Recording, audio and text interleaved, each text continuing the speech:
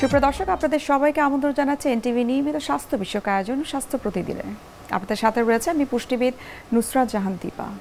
দর্শক, আজ 27শে জুলাই বিশ্ব হেড এবং নেক ক্যান্সার দিবস। আমাদের আজকের আলোচ্য বিষয় হচ্ছে হেড এবং নেক ক্যান্সার নিয়ে আমরা বিস্তারিত আলোচনা করব। আর এই বিষয় নিয়ে কথা বলার জন্য আজ আমাদের সঙ্গে স্টুডিওতে উপস্থিত রয়েছেন একজন বিশেষজ্ঞ চিকিৎসক। আলোচনা শুরু করব, তবে তার আগে আমরা পরিচিত হয়ে নিচ্ছি আমাদের সেই অতিথির সঙ্গে। ডাক্তার মোহাম্মদ হানিফ। তিনি 1979 সালের ডিসেম্বর মাসে ফেনী জেলায় জন্মগ্রহণ করেন। তিনি 2002 সালে স্যার সলিমুল্লাহ মেডিকেল কলেজ থেকে MBBS ডিগ্রি অর্জন করেন। এরপর তিনি চিকিৎসা বিজ্ঞানে উচ্চতর FCPS ডিগ্রি লাভ করেন। বর্তমানে তিনি জাতীয় নাক কান গলা ইনস্টিটিউটের নাক কান গলা হেড অ্যান্ড নেক সার্জারি বিভাগে সহকারী অধ্যাপক হিসেবে কর্মরত আছেন। স্যার, আপনাকে স্বাগত জানাচ্ছি আমাদের আজকের অনুষ্ঠানে। আপনাকেও স্বাগত এবং ধন্যবাদ। স্যার, আজ 27শে জুলাই যেমনটি বলছিলাম যে আজ বিশ্ব হেড এবং নেক ক্যান্সার দিবস। আমরা যতটুকু জানি যে প্রতিটা দিবসেরই কোনো না কোনো প্রতিপাদ্য বিষয় থাকে। এবারের প্রতিপাদ্য বিষয়টা আসলে কি? এবারের প্রতিপাদ্য know the sign save the life. That means আপনার আগে লক্ষণগুলো জানতে হবে, জেনে তাড়াতাড়ি রোগটাকে শনাক্ত করে তার ট্রিটমেন্ট দিলে মানুষের জীবনটা বেঁচে যায়। এবং এটা আমরা সারা বিশ্বে এক কণ্ঠে সবাই সমন্বিতভাবে এটাকে প্রতিরোধ করব। এটাই আসলে আমাদের প্রতিপাদ্য প্রতিবারই থাকে। তো এই দিবসটিকে কেন্দ্র করে নিশ্চয়ই আপনাদের আজ সারা দিন বিভিন্ন ধরনের কর্মসূচি নিশ্চয়ই রয়েছে। কি ধরনের কর্মসূচি আজ আপনারা পালন করবেন? আমাদের সমস্ত অ্যাক্টিভিটি থাকে সচেতনমূলক। যেমন আমাদের ইনস্টিটিউটে আমরা র্যালি করব, লিফলেট বিতরণ করব, বিভিন্ন ক্যান্সারের লক্ষণ সহজে কীভাবে প্রতিরোধ করা যায়। কিছু আলোচনা সভা হবে যেখানে আমাদের ক্যান্সার সার্ভাইভাল, যাদের ক্যান্সারকে আমরা চিকিৎসা করেছি তারা বেঁচে আছেন, তাদেরকে আমরা অন্য রুগীদের সামনে নিয়ে আসি যেন তাদের মানসিকভাবে শক্তি পায় যে না, ক্যান্সার হলেও মানুষ বাঁচতে পারে। এই ধরনের কর্মকাণ্ডের মধ্যেই আমাদের দিবসটি আসলে সচেতনতামূলক কর্মকাণ্ডের মাধ্যমে। আপনাদের এই ধরনের কর্মসূচিতে আপনাদের অডিয়েন্স আসলে কারা থাকে? সেটি যারা আপনারা চিকিৎসক রয়েছে নাকি যারা আসলে ভুক্তভোগী বা ক্যান্সার সার্ভাইভার তারা থাকে? এখানে সব শ্রেণীর লোকই চলে আসে। এক হলো আমাদের চিকিৎসক, আমাদের স্টাফ, নার্স, প্লাস হলো আমাদের যে পেশেন্ট রোগী যেগুলো হাসপাতালে আছে।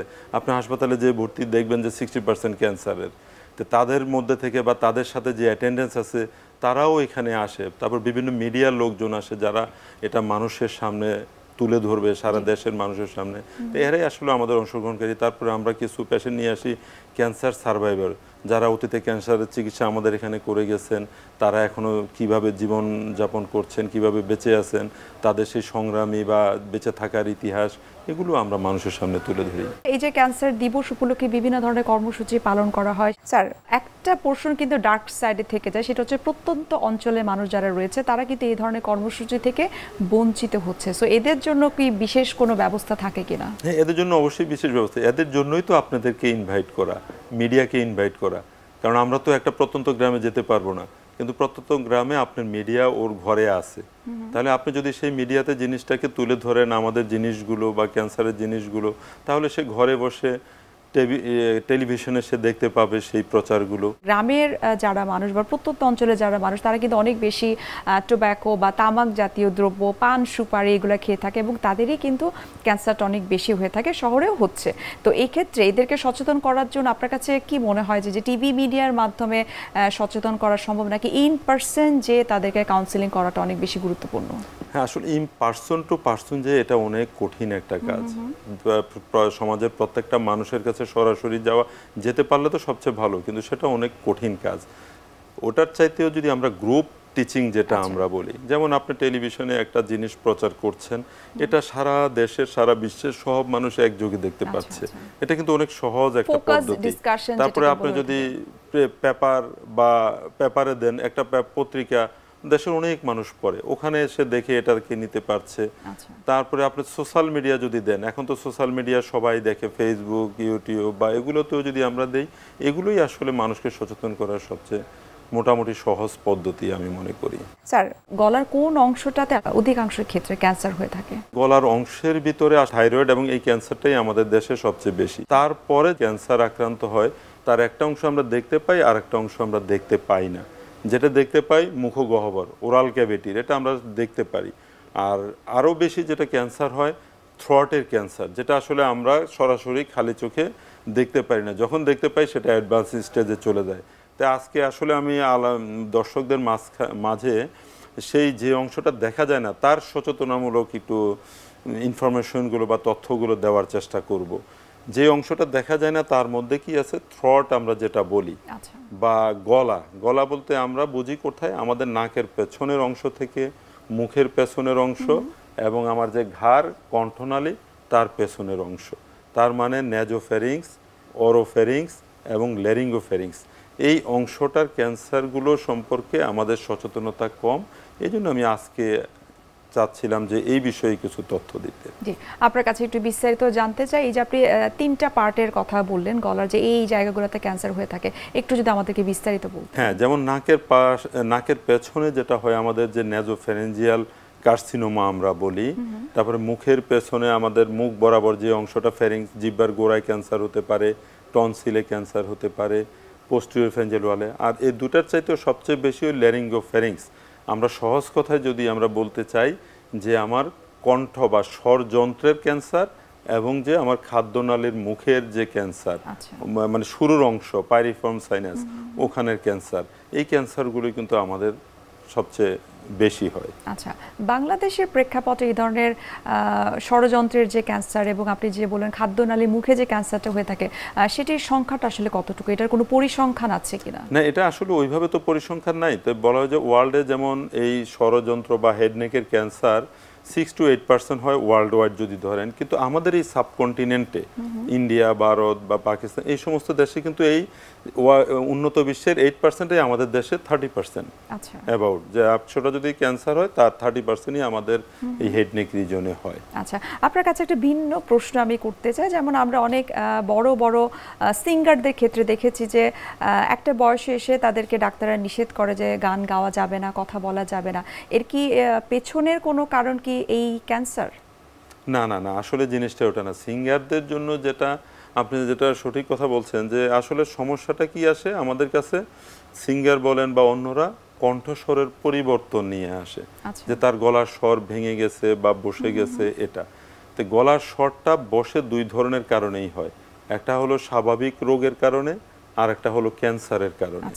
যখন স্বাভাবিক রোগের কারণে যেটা হয়, যেটা বললেন সিঙ্গার বা যারা স্কুল টিচার, যারা ছোট বাচ্চার মা, যারা গলাটাকে অ্যাবিউজ করে, অপব্যবহার বেশি করে, তাদের ক্ষেত্রে কিন্তু এই গলার যে নরমাল সাধারণ রোগগুলো বেশি হয়। যেমন গলা কখন বা কেন বলা হয়ে থাকে যে তিনি আর কখনো গান গাইতে পারবেন না? না, সেটা না, আসলে সেটা হলো যখন নরমাল রোগের মধ্যে হয় কখন, যে গলা নোডিউল হয়, আমরা যেটা বলি, এটার নামই আছে সিঙ্গার্স নোডিউল, যে গায়কদের নোডিউল। তো ওই নোডিউল হলে আপনি তো কণ্ঠটা স্বাভাবিকভাবে আনতে পারবেন না। গলাটার বাতাস যখন দুইটা ভোকাল কর্ডের মাঝখানে নোডিউল হবে, ভোকাল কর্ড দুটো তখন পুরোপুরি একসাথে লাগতে পারবে না বা ক্লোজ হতে পারবে না। তখন যে আপনি যে কণ্ঠটা দিতে চাবেন সেই কণ্ঠটা দিতে পারবেন না, তখন আপনার সুরটা স্বাভাবিক হবে না যতদিন পর্যন্ত ওই নোডিউলগুলোর ট্রিটমেন্ট না হয়। আর নোডিউলের ট্রিটমেন্টের একটাই প্রধান কারণটা, ট্রিটমেন্টের প্রথম পদ্ধতিটাই হলো তাকে অ্যাবিউজ থেকে প্রতিরোধ করতে হবে। যেমন গলা স্বাভাবিক স্বর ব্যবহার করতে হবে। তারপরে স্বাভাবিক স্বর দিয়ে তো গান গাওয়ার ক্ষেত্রে হাই স্কেল, লো স্কেল এগুলোতে যেতে পারবেন না। আসলে বেসিক্যালি ওই ক্ষেত্রে আমরা বলি। আর এই স্বরভঙ্গটাই যখন 2 সপ্তাহ বা 3 সপ্তাহ বেশি হয়ে যাবে, তখন আমরা তাকে সন্দেহের চোখে দেখতে হবে। এবং এটার পাশাপাশি, এই কণ্ঠস্বরের পাশাপাশি যদি সেই এফেক্টেড ব্যক্তি যদি তার পান সুপারি খাওয়ার অভ্যাস থাকে, অ্যালকোহল খাওয়ার বা মদ খাওয়ার অভ্যাস থাকে, ধূমপান করার অভ্যাস থাকে, তাহলে তাকে অধিক সন্দেহভাবে দেখতে হবে। দেখে এটাকে আলাদা করতে হবে যে এটা কি নরমাল রোগ, সাধারণ স্বরভঙ্গ, নাকি কোনো ক্যান্সার বা এই জাতীয় কারণে স্বরভঙ্গ হচ্ছে। তাহলে সেটা তখন একজন ডক্টর দেখেই আপনাকে ডিসাইড করবেন। বলছিলেন যে গলার তো বিভিন্ন ধরনের পার্ট রয়েছে এবং বিভিন্ন জায়গায় ক্যান্সার হয়ে থাকে। যেমন আপনি বলছিলেন যে খাদ্যনালীর যে উপরের অংশ সেখানে ক্যান্সার হয়ে থাকে, বা ষড়যন্ত্র যেখানে, সেখানে ক্যান্সার হয়ে থাকে। এই ক্যান্সারগুলো হবার আসলে কারণ কি? হ্যাঁ, নাকের পেছনে বলেন বা গলার পেছনে বলেন, ষড়যন্ত্র বলেন, যে কোনো জায়গায় ক্যান্সার হওয়ার আসলে মূল কারণটা হলো জেনেটিক্যাল মিউটেশন। আমাদের যে আরএনএ ডিএনএ থেকে ছিল ওটার মিউটেশন যদি হয় তখনই ক্যান্সার হয়। এখন এই মিউটেশনটা কেন হবে সেটাই আমার জানার বিষয়। এটিওলজি যেটা, এটা মূলত আমাদের প্রেক্ষাপটে বা সারা ওয়ার্ল্ডে যেটা দেখা যায়, যে একটু আগে যেটা বললাম, যে যারা পান সুপারি, জর্দা বা অ্যালকোহল বা মদ এগুলো খাবে, ধূমপান করবে, তাদের সেই মিউটেশনটা বেশি হয়, তাদের ক্ষেত্রে ক্যান্সার হওয়ার সুযোগ থাকে। আর কিছু ভাইরাল কজ থাকে, যেমন আপনার নাকের পেছনে এস্টেনবার ভাইরাস নামক একটা ভাইরাস আছে, এইটার কারণে নাকের পেছনে ক্যান্সার বেশি হয়। ওরাল ক্যাভিটিতে হিউম্যান পেপিলোমা নামক একটা ভাইরাস আছে, সেটার কারণে বেশি হয়। তাহলে এই ভাইরাস থেকে ঢুকে, যেমন হিউম্যান পেপিলোমা ওরাল ক্যাভিটিতে যে ভাইরাসটা যায়, সেটা সাধারণত যারা বিকৃত যৌন ব্যবহার করে, বা বিশেষ করে আমরা যেটা বলি ওরাল সেক্স, সেটা থেকে প্রিভেন্ট করতে হবে, তাহলেই আপনি এরকম ওরাল ক্যাভিটির ক্যান্সার থেকে বাঁচতে পারবেন। তাহলে মূলত এগুলোই কারণ। আপনি যদি পান, আর একটা হলো ইম্পর্টেন্ট জিনিস, আপনি যেহেতু ডায়েটিশিয়ান, আপনার সাথে রিলেটেড, সেটা হলো খাদ্য অভ্যাসও আমাদের ক্যান্সারের জন্য একটা দায়ী। যে আমরা বলি যে ক্যান্সার যাদের এই আপনার ডায়েটের মধ্যে প্রচুর পরিমাণে ফ্রুটস এবং ভেজিটেবল রাখার জন্য, যেগুলোতে অ্যান্টিঅক্সিডেন্ট থাকে, যা ক্যান্সার হতে বাধা দেয়। আমরা যতটুকু বিভিন্ন রিপোর্টে দেখেছি যে 2030 সাল নাগাদ, আপনি যেহেতু খাদ্যের কথা বলছেন, 2030 সাল নাগাদ শুধুমাত্র ওভারওয়েট বা ওবেসিটির জন্য ক্যান্সার রোগীদের সংখ্যাটা অনেক বেশি বেড়ে যাবে, এবং সেটা হচ্ছে ট্রান্সফ্যাট এখন তো সবাই গ্রহণ করছে ফাস্টফুডের মাধ্যমে বা অতিরিক্ত তৈলাক্ত খাবার গ্রহণের মাধ্যমে। এই বিষয়ে আপনার একটা পরামর্শ আপনার কাছ থেকে শুনতে চাই আমাদের দর্শকদের কারণে আসলে যে চেঞ্জটা সর্বপ্রথমে সেটা হলো লিভারে, ওগুলো অ্যাবডোমিনাল ক্যান্সার বা ওগুলো। আমাদের হেড নেকের ক্ষেত্রে ট্রান্সফ্যাটের ক্যান্সারের প্রবণতাটা কম। আমাদের হেড নেকের ক্ষেত্রে আমরা যে কারণগুলো বলেছি এগুলোই, আর মূলত ব্যাড ওরাল হাইজিন এগুলোর সাথেই রিলেটেড। আচ্ছা, এই যে অনেক ক্ষেত্রে আমরা দেখেছি যে অনেকে কোল্ড ড্রিঙ্কস খাচ্ছে বিভিন্ন ধরনের, এটিকে আসলে গলার কোনো ক্ষতি করতে পারে কিনা? না, গলার কোল্ড ড্রিঙ্কসের সাথে ক্যান্সারের আমাদের সরাসরি সম্পর্ক নেই। এগুলো আমাদের যে নর্মাল টনসিলাইটিস বা ওই ধরনের সম্পর্ক, ওটার সাথে রিলেটেড খুব একটা। স্যার, যে এই ধরনের গলার ক্যান্সারের ক্ষেত্রে নিশ্চয়ই কোনো না কোনো লক্ষণ থাকে, সেই লক্ষণগুলো আসলে কি কি? হ্যাঁ, লক্ষণ যদি আপনার নাকের পেছনে যেটা নেজোফ্যারিংসের ক্যান্সার হয়, তাহলে আপনি বুঝতে পারবেন যে নাকের যে ময়লা, ওটার সাথে ব্লাড স্টেন ডিসচার্জ আমরা বলি, যে হালকা রক্ত মিশ্রিত নাকের ময়লা আসতে পারে, নাকটা বন্ধ থাকতে পারে, কানে একটু কম শুনতে পারেন, অথবা দেখা যেতে পারে যে এই রাতে নাক ডাকা বা এগুলো হতে পারে নাকের পেছনে, অথবা তীব্র মাথা ব্যথা হতে পারে। মুখের পেছনে হলে আপনাকে মুখে একটা স্টিকি ভাব মনে হবে, যে মুখে কি যেন লেগে আছে বা আটকে আছে, এরকম মনে হবে, এবং ব্যথা হবে। সোয়ালোর সময়, ডিগ্লুটেশনের সময় আপনার ব্যথা হতে পারে। আর যদি আপনার ল্যারিঙ্গোফেরিং ষড়যন্ত্র বা খাদ্যনালীর মুখে ষড়যন্ত্রে যদি ক্যান্সার আসে, তাহলে সেখানে আমরা বলতে পারি কি যে আপনার কি যেন একটা বেজে আছে, স্টিকি ভাব যেটা গলায় থাকতে পারে, সাথে স্বরভঙ্গ হতে পারে, যে স্বরভঙ্গটা আমার 2-3 সপ্তাহের বেশি বা সাবসাইড করবে না, থাকতে থাকবে। আর খাদ্যনালীর উপরের অংশে মুখে যদি আসে, আপনি তাহলে এই যে স্টিকি ভাবটা থাকতে পারে। পাশাপাশি আপনি যখন খাবেন, ঢোক গিলতে যাবেন বা খেতে যাবেন, তখন আপনার ব্যথা হতে পারে বা কষ্ট হবে। সাধারণত এই লক্ষণগুলো। আর পাশাপাশি এই লক্ষণগুলোর সাথে গলায় আরেকটা জিনিস আসে, যখন অ্যাডভান্স স্টেজে চলে যায়, যে গলায় অনেকগুলো ফুলা অংশ আসতে পারে, লিম্ফ নোড, যে আমরা বলি গলার পাশে স্ফীত হয়ে যাচ্ছে বা ফুলে যাচ্ছে। এই লক্ষণগুলো দেখলেই আপনি একজন ডাক্তারের শরণাপন্ন হওয়া উচিত। স্যার, আমরা গলার ক্যান্সার নিয়ে আরও বিস্তারিত আপনার কাছ থেকে জানবো। এই পর্যায়ে আমরা একটু দেখে নিচ্ছি আমাদের স্বাস্থ্য প্রতিদিনের নিয়মিত আয়োজন, কি খাবেন কেন খাবেন এই সেগমেন্টটি। সুপ্রিয় দর্শক, আপনারা দেখছেন এনটিভি নিয়মিত স্বাস্থ্য বিষয়ক আয়োজন স্বাস্থ্য প্রতিদিন। এই পর্যায়ে আমরা দেখিয়ে নিচ্ছি বিভিন্ন খাদ্যের পুষ্টি গুণাগুণ নিয়ে আমাদের পুষ্টিবিদের পরামর্শ। একজন হৃদরোগীর খাবার ঠিক কেমন হওয়া উচিত এবং কি কি খাবার আপনাকে বর্জন করতে হবে। সবচেয়ে বড় বিষয় হলো যে যাদের হৃদরোগ আছে এবং যারা অনিয়ন্ত্রিত খাবার খাচ্ছেন এবং অনিয়ন্ত্রিত জীবনযাপন করছেন, তাদের ক্ষেত্রে কিন্তু হার্ট অ্যাটাকের ঝুঁকি বেড়ে যায়। সেক্ষেত্রে অবশ্যই আপনাকে অতিরিক্ত অয়েলিযুক্ত খাবার, তারপরে চিনি, মিষ্টি এবং ফাস্ট ফুড, বাইরের যত খাবার আছে, জাঙ্ক ফুড আছে, অতিরিক্ত মশলা জাতীয় খাবার আপনাকে টোটালি অ্যাভয়েড করতে হবে। এবং আপনি একটা ডায়েট ফ্রেন্ডলি খাবার খাবেন, যেটা কিনা আপনার খুব স্বাস্থ্যকে ভালো রাখতে সাহায্য করে। যেমন বিশেষ করে আপনি সবুজ শাকসবজি খাওয়ার চেষ্টা করবেন, কারণ সবুজ শাকসবজিতে আছে ক্লোরোফিল নামক এক ধরনের অ্যান্টিঅক্সিডেন্ট, যা আপনার রোগ প্রতিরোধ ক্ষমতা বাড়াতে সাহায্য করবে। এবং এ সময় আপনি ওমেগা 3 ও ওমেগা 6 যুক্ত ফ্যাটি অ্যাসিড যুক্ত যে খাবারগুলো, সেটা আপনি খাবেন। বিশেষ করে কাঠবাদাম এবং অনেক ধরনের বাদাম আছে, যেটা কিনা হার্টের ক্ষেত্রে অনেক উপকারী।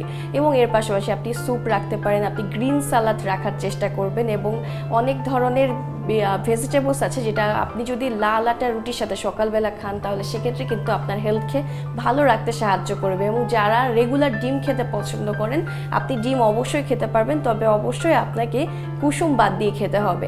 আপনাদের যাদের কিনা হৃদরোগের ঝুঁকি আছে, তারা কিন্তু খুব সহজেই গ্রিন টি অথবা ব্ল্যাক কফি আপনারা রেগুলার পান করতে পারেন, তবে অবশ্যই চা পানের ক্ষেত্রে কিছু সতর্কতা আছে। যেমন নাস্তা করার সাথে সাথে আপনি কখনোই চা পান করতে পারবেন না, এতে করে কিন্তু আপনার অনেক ধরনের স্বাস্থ্য ঝুঁকি হতে পারে। এই জন্য আপনার অন্ততপক্ষে নাস্তা করার ঠিক মিনিমাম 25 মিনিট পর আপনাকে চা পান করতে হবে। আশা করি আপনারা যাদের হৃদরোগের সমস্যা আছে তারা রেগুলার হাঁটবেন এবং যতটা সম্ভব ঘুমানোর চেষ্টা করবেন। আপনাদেরকে বিশ্রাম নিতে হবে এবং একদম চিন্তামুক্ত থাকতে হবে। আপনার কাছে খুব ছোট্ট করে জানতে চাইবো যে এই গলার ক্যান্সারের ডায়াগনোসিস কিভাবে করা হয়, এর ট্রিটমেন্ট কি এবং এর প্রিভেনশন কি? ডায়াগনোসিসের জন্য সর্বপ্রথম আপনি যখন এই লক্ষণগুলো পাবেন তখন আপনি একজন নিকটস্থ নাক কান গলা হেড নেক সার্জন ওনাদের শরণাপন্ন হবেন। আমরা এন্ডোস্কোপিক মাধ্যমে, আধুনিক পদ্ধতি যে এন্ডোস্কোপির মাধ্যমে দেখি গলায় কোথাও কোনো ঘা বা এরকম স্ফীত কোনো অংশ আছে কিনা, থাকলে সেখান থেকে আমরা বায়োপসি নেই, আর গলার বাইরে যদি কোনো ফুলা থাকে সেখান থেকে এফএনএসি করি। এই দুটো দিয়ে মোটামুটি ডায়াগনোসিস করা যায়। তারপরে ক্যান্সারের ডায়াগনোসিসের পাশাপাশি আরেকটা থাকে স্টেজিং, চিকিৎসার জন্য যে কোন স্টেজে আছে, রুগীরাও জানতে চায় যে আমরা কোন স্টেজে আছি। তাহলে এটার পাশাপাশি তাকে আমরা সিটি স্ক্যান করব, যে কারো কারো ক্ষেত্রে এমআরআই করব, কারো কারো ক্ষেত্রে পেট সিটি করব, করে তাকে আমরা স্টেজিং করব।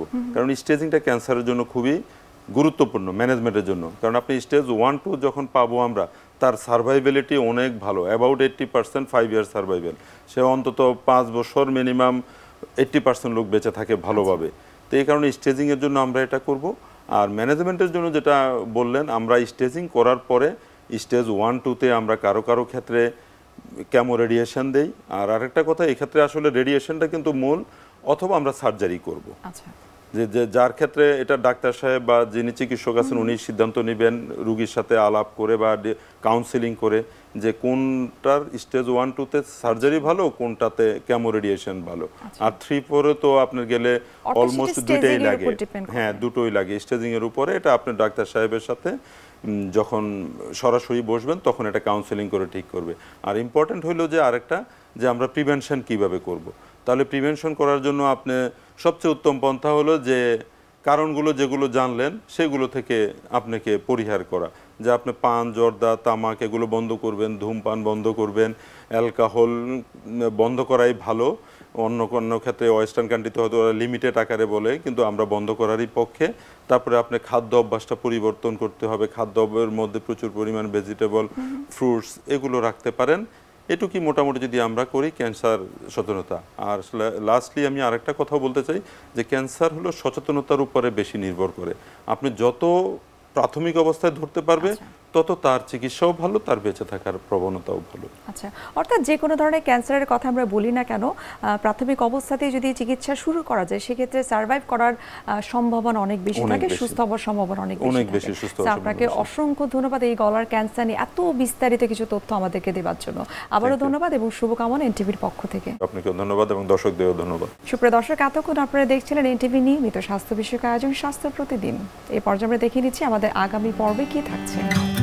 অনেকগুলো সিস্টেম আছে বডির মধ্যে, তার মধ্যে দুটো সিস্টেম মেইনলি আমাদের শরীরকে কন্ট্রোল করে। একটা হচ্ছে নার্ভাস সিস্টেম আর একটা হচ্ছে হরমোন সিস্টেম।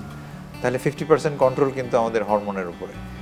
তো সেই ক্ষেত্রে দেখা যায় যে নারীর শরীর কিন্তু সাইক্লিক্যাল, হ্যাঁ, প্রতি মাসেই চেঞ্জ হচ্ছে, পিরিয়ডস হচ্ছে এবং প্রতি মাসেই কিন্তু হরমোনগুলো চেঞ্জ হচ্ছে এবং একটা রিদমের মধ্যে চলতে থাকে। পুরুষদের কিন্তু এরকম হয় না। বিশ্বের যে কোনো প্রান্ত থেকে যে কোনো সময় এনটিভি জনপ্রিয় অনুষ্ঠান স্বাস্থ্য প্রতিদিন দেখতে আপনারা ভিজিট করতে পারেন আমাদের পূর্ণাঙ্গ পোর্টাল www.ntvbeat.com-এ। এছাড়াও এনটিভির জনপ্রিয় সব অনুষ্ঠান এবং নিউজ আপডেট পেতে আপনারা ভিজিট করতে পারেন আমাদের ইউটিউব চ্যানেল এবং ভেরিফাইড ফেসবুক পেজে। সুপ্রিয় দর্শক, আজ এখানে শেষ করতে হচ্ছে। দেখা হবে আবারও আপনাদের সঙ্গে। সে পর্যন্ত আপনারা সবাই ভালো থাকুন, সুস্থ থাকুন এবং সব সময় এনটিভির সঙ্গে থাকুন।